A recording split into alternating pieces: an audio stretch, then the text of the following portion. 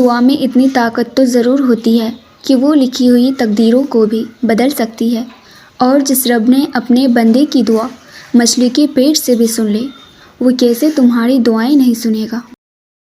دنیا کے نظر سے دیکھو گے تو ممکن چیز بھی تمہیں ناممکن لگے گا۔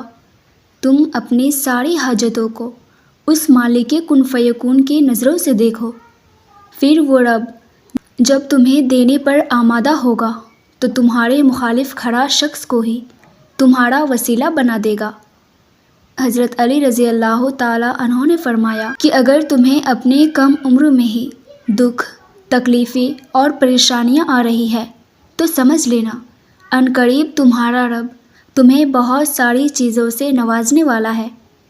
کچھ آزمائشیں اور مشکلات ایسی بھی ہوتی ہے جن کے ختم ہونے پر انسان کو احساس ہونے لگتا ہے کہ وہ میرے لیے زحمت نہیں بلکہ رحمت کا باعث تھے۔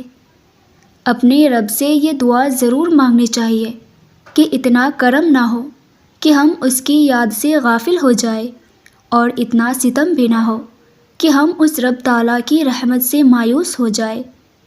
ویورز، ویڈیو اچھی لگی ہو تو مجھے لائک اینڈ کامنٹ کر کے ضرور بتائیے گا، اور اسی طرح کے اسلامک موٹیویشن کے لیے ہماری چینل کو بھی ضرور سبسکرائب کیجیے گا۔ جزاک اللہ۔